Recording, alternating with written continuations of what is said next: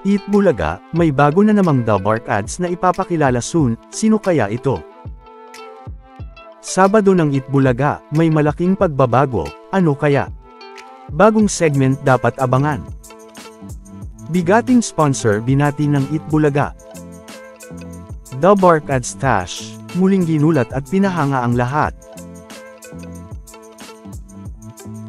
Extended nga ang Valentine's ngayong Sabado February 15, dahil sa isang special episode ng Eat Bulaga ngayong Sabado, na kung saan, ay kinanta ng mga Dabark ads ang request ng mga legit Dabark ads netizens. Na kung saan, ay si Dabark ads Karen ang unang kumanta ng request, na Grow Old With You.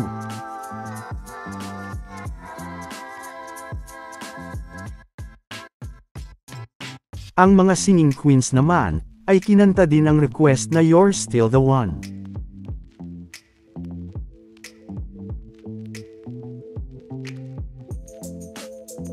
At si Dabark ads Wally naman, ay kinanta ang Don't Forget to Remember Me.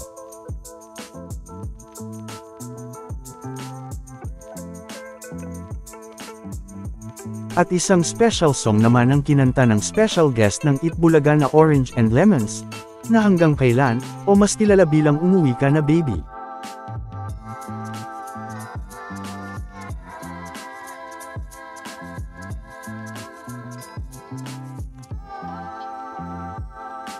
Isang Valentine's special din ang segment ng Bawal Judgmental Ka Ba, na kung saan ay mga couples ang mga naging bisita dito ng Eat Bulaga.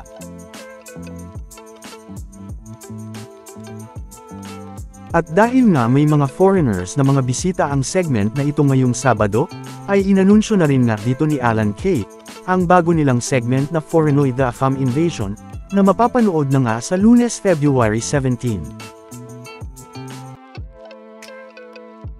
Na pwede ngang ihalin tulad sa dati nilang segment noon, na You're My Foreignoy at You're My Foreignay. Na isa din sa nire-request ng mga netizens na ibalik noon. Pero mukhang mas pasabog pa nga ang bagong segment na ito ngayon, dahil alam naman natin na palaging pasabog ang mga segments ng Eat Bulaga. Hindi nga lang yan, dahil bumati din ng happy birthday ang mga Dabark ads, sa isa sa mga solid nilang sponsor na si Mr. Jasper Ong, ang CEO ng Hanabishi. Na ilang taon nang ang kasamang magpasaya ng mga Dabark ads, mula pa noong 2010.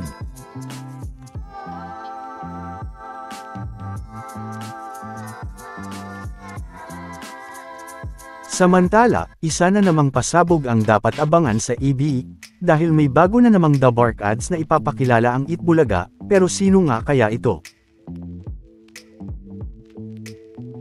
Yan nga ay matapos sabihin ni Boss Joey, na abangan daw natin, ang bagong Dabark ads na makikilala natin soon.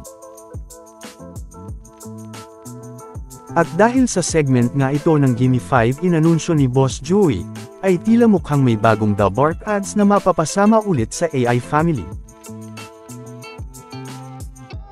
Dahil nga sa clue na sinabi dito ni Boss Joey, na isa nga daw itong professor. Na kahit nga si Dabark ads Miles ay excited nang makilala ito.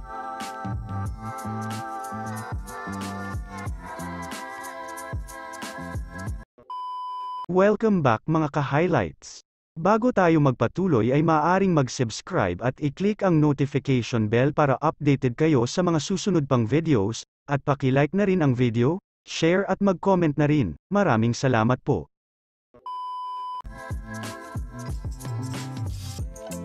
At dahil nga sa bagong Gimme 5 na laro ng mga estudyanteng henyo, ay saktong-sakto nga kung professor nga ito, dahil sa mga college students ang mga naglalaro dito. At dahil matatanda ang dalawang Dabark ads na lang ang hindi pa napapabilang sa mga AI family,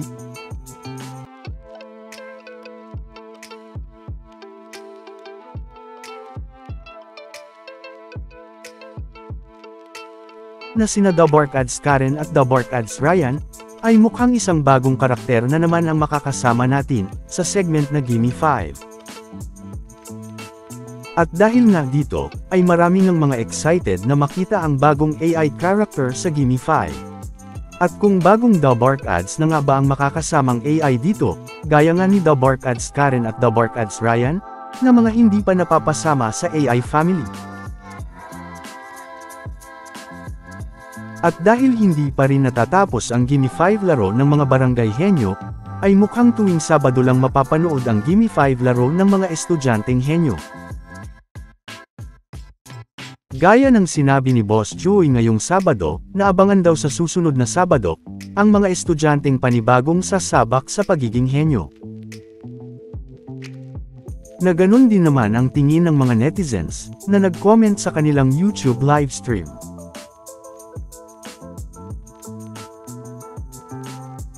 Samantala, muli naman ngang ginulat ni The Bark Ads Stash ang lahat, matapos na siya naman ang mapili ng randomizer, na i-challenge sa The Clones.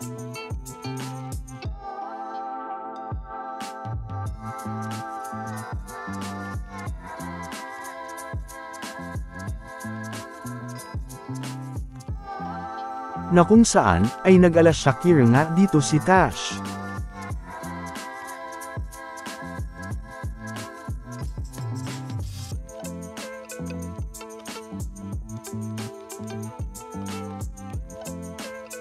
Na talaga namang muli na namang pinahanga ng The Bark Ads nating si Tash ang lahat, dahil sa ginawang paggaya ni Tash kay Shakira ngayong Sabado.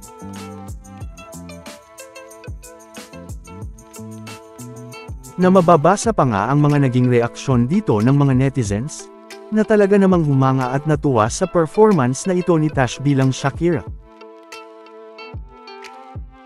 Narito ang ilan sa kanila.